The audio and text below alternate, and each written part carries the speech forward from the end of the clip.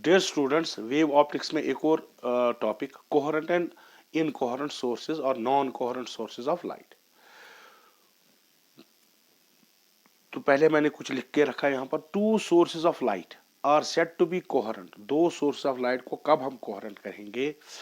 When they emit continuously waves of same frequency. यानी दो sources, क्योंकि यंगर्स डबल स्लिट एक्सपेरिमेंट जो हमने किया उसमें जो दो सोर्सेज होते हैं S1 और S2, ये स्लिट है, ये जो दो सोर्सेज लाइट इमिट करेंगे और यहाँ पर क्या बनाएंगे, दिस इंटरफेरेंस पैटर्न, ये क्या होने चाहिए? कोहेरेंट। कोहेरेंट का मतलब क्या है? क्योंकि यहाँ से एक वेव आ रही है और दूसरी यहाँ, ठीक है। तो इन ये दो वेव्स कोहेरेंट होने, क्योंकि दो सोर्सेज है ऑफ लाइट है। One independent source of light can not be coherent because जो अगर हमारी सोडियम लैंप है, अगर उसकी लाइट हम सोडियम लाइट यूज करेंगे 10⁻⁻10 सेकंड में, इस ऑर्डर का जो टाइम होता है वो इसमें अपनी ये जो है अपना फेज चेंज करता रहता है। बिकॉज एटम कंसिस्ट ऑफ, जो एक सैंपल होता है छोटा सा, उसमें billions and billions of atoms होते हैं। जब किसी वजह से इलेक्ट्रिक करंट की वजह से या इलेक्ट्रिक फील्ड की वजह से या हीट की वजह से जब इलेक्ट्रॉन एक्साइट होते हैं तो जब वो डी एक्साइट होते हैं, ठीक, तो वो लाइट देते हैं, लेकिन वो सारे एक साथ एक्साइट नहीं होते। इस वजह से उनमें कांस्टेंट फेज डिफरेंस नहीं रहती है, वो कांस्टेंट वो फेज डिफरेंस नहीं रहती है। तो इस वजह से एक independent source of light coherent source नहीं बन सकता है। तो इसलिए हम दो सोर्सेज लेते हैं। यहाँ पर एक सोर्स, वो कैसे पैदा करते हैं हम वो आगे बताऊंगा। तो दो सोर्सेज हैं यहाँ पर, S1 और S2 लाइट के। ये कब होंगे coherent? When they continuously emit waves of the same frequency. Okay. दूसरा, इनिशियल फेज डिफरेंस, यानी जब इनिशियली जब ये वेव जाती है eight let us say time t is equal to 0, जो फेज डिफरेंस लेट अस से डेल्टा हो या φ1 कुछ भी लिखो आप, इज 0, यानी इनमें कोई फेज डिफरेंस नहीं है, ठीक। Initial phase difference is either 0, that is delta is 0, और इज कांस्टेंट विद टाइम, ठीक, या कोई डेल्टा यहाँ पर कांस्टेंट है। अगर कोई फेज डिफरेंस है इनमें other than 0, it should remain constant with time. तो उसमें तीन कंडीशंस आती है। पहली कंडीशन, लेट अस से condition A, frequency of the two waves जो यहां से इमिट हो रही हैं must be same, late us से ओमेगा, ठीक, और जो डेल्टा है कांस्टेंट, तब यहां इंटरफेरेंस पैटर्न आपको आएगा और ये दो कोहेरेंट सोर्स एक्ट करेंगे।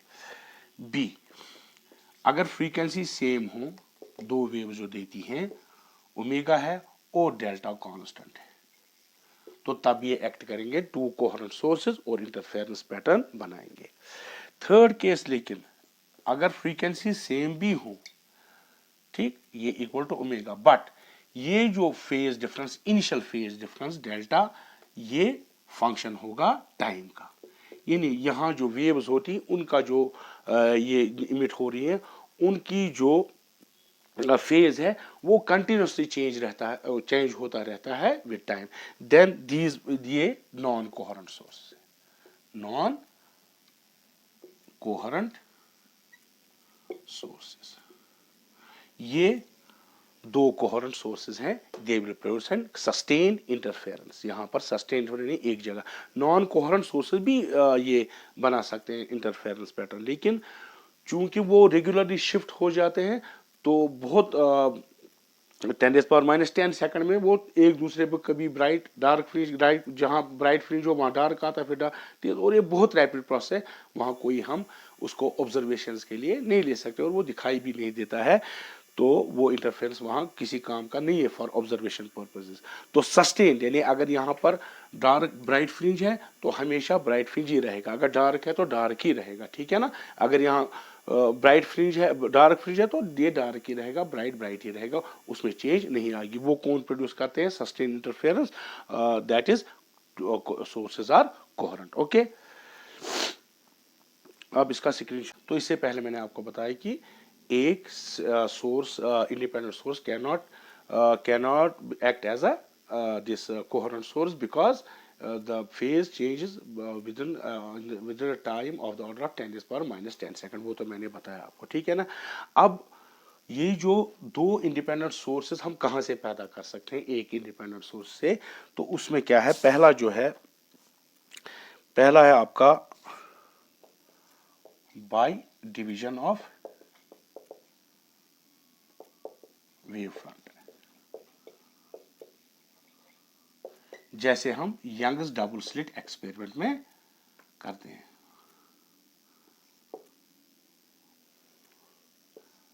ठीक है, वो कैसे, एक मिसाल यहाँ सोर्स ऑफ लाइट है, कोई भी सोर्स ऑफ लाइट है, ठीक, तो यहाँ वो एक वेव फ्रंट देगा, लेट अस से स्फेरिकल वेव फ्रंट, फिर उसको जब यहाँ आता है तो वो वेव फ्रंट यहाँ दो स्लिट मिसाल के तौर पर हमने रखे, तो यहाँ पर आधा शिफ्ट, आधा यहाँ जाता है, कुछ पोर्शन यहाँ, हमने एक वेव को दो डिफरेंट वेव फ्रंट्स में तब्दील किया। So this is division of wave front.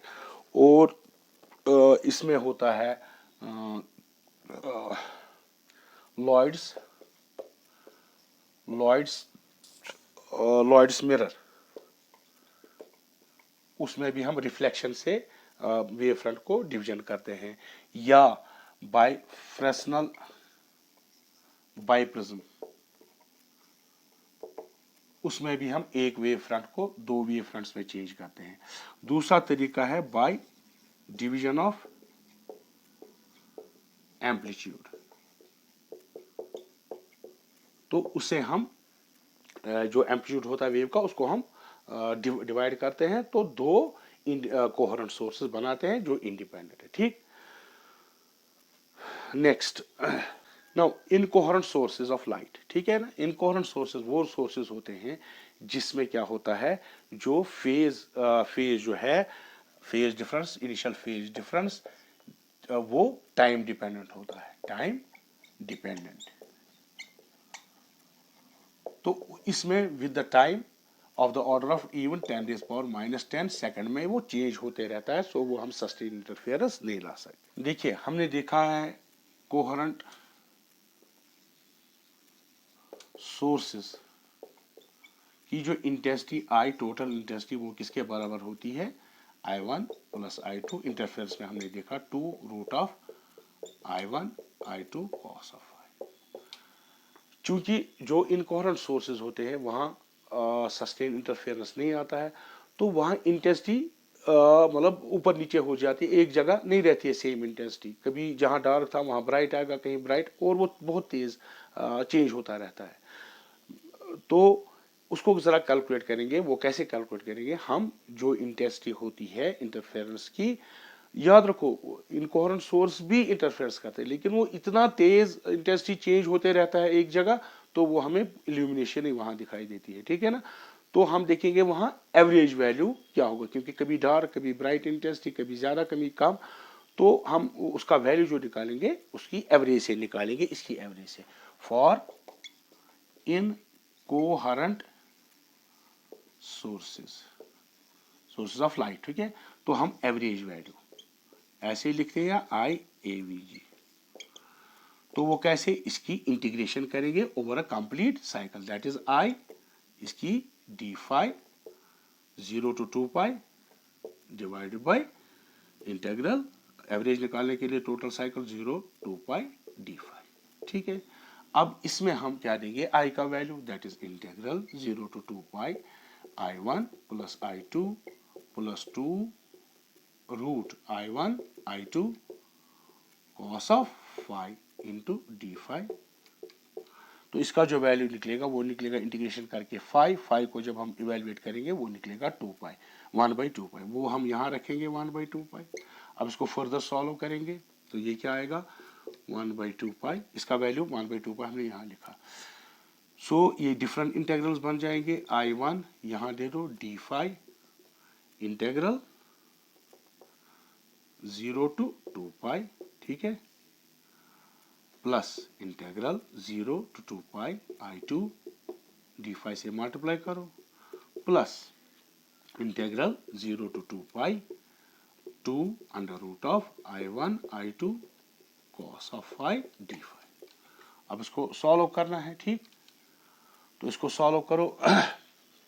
I1 चूंकि कांस्टेंट है बाहर निकलेगा, वो कितना आएगा, ये आएगा यहाँ पर 1/2 पाई बाहर ही रहेगा, ये आएगा I1 बाहर आएगा इंटीग्रेशन क्योंकि कांस्टेंट है, डी फाई का वैल्यू आएगा 5, that will be equal to 2 pi.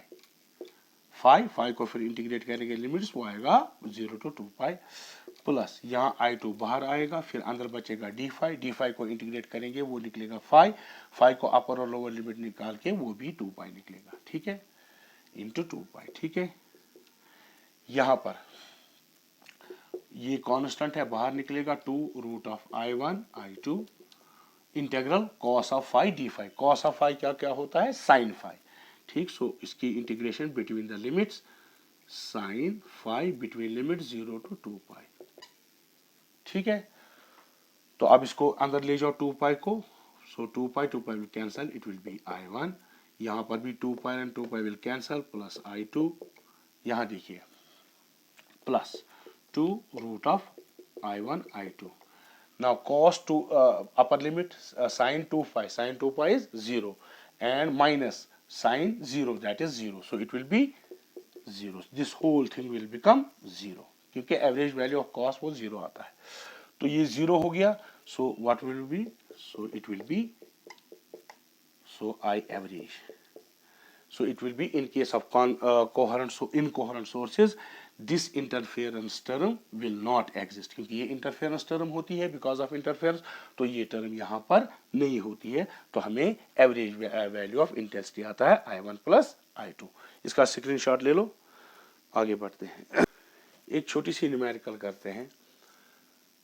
We have two sources whose intensity is I1, sources of light, and I2 are in the ratio of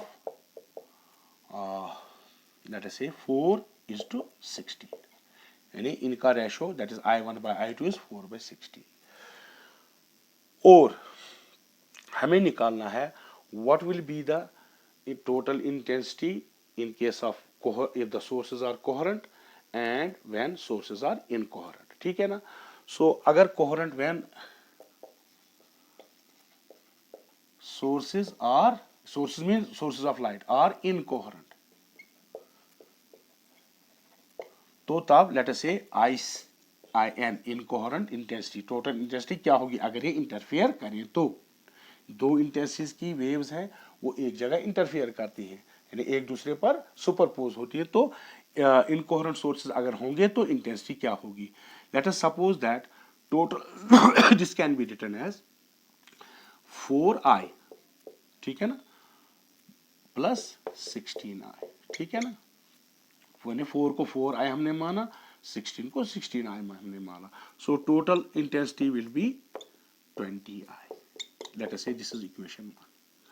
now यही दो sources of light अगर coherent हो and let us say angle between them is phi, जो है phase difference है that is 60 degree, तब जब coherent होंगे तो तब इंटेंसिटी क्या होगी, तब हमें पता है इन case of coherent sources intensity will B, मैंने C लिखा, तब क्या होगी अगर कुछ कोहेरेंट सोर्सेज होंगे, तब होगा I1, यह होता है ना I1 प्लस I2, तो ये आएगा, ठीक है ना। हमने माना एक 4I, दूसरे को माना 16I, तो I1 plus I2 will be 4I plus 16I, ठीक है ना। तो पहली इंटेंसिटी क्या है I1 हमारा 4I है, दूसरी इंटेंसिटी क्या है 16I plus 2 under root of I1, तो I1 क्या आएगा 4I into under root of I2 16I cos of 60 degree, क्योंकि फेज डिफरेंस 60 डिग्री, ठीक है। तो ये कितना आएगा 20I प्लस 16, इसका 4 निकलेगा अंडर रूट, इसका निकलेगा 2, सो 4 2 जा 8, 8 2 जा 16I cos 60 is 1/2, so this is 8, so it will be 28I, ठीक है। तो कोहेरेंट सोर्सेज जब होंगे तो इंटेंसिटी क्या होगी 28I, ठीक। तो अगर रेशो निकालना है इनके दरमियान incoherent versus by coherent source of light, so incoherent कितना है 20I, ये कितना है 28I, so this will be 4 5 जा 4 7 जा 5/7, ठीक है ना। बात समझ, हमारे पास दो सोर्सेज है, एक की इंटेंसिटी I है, दूसरी की I2 है, यानी उनका रेशो है 4:16। हमने माना I1 है हमारा 4I और I2 है हमारा 69। तो टोटल इंटेंसिटी कितनी होगी जब इनकोहेरेंट होगी, क्योंकि वहां सीधे I1 प्लस I2 अभी आपने देखा, total intensity I1 plus I2, और तो ये होगी 20I। अगर कोहेरेंट होगी तब होता है I1 plus I2 plus 2 root of I1 I2 cos of I। ठीक है, तो ये हमने सब शुरू किया तो इनका रेशो 5/7 निकला। ओके।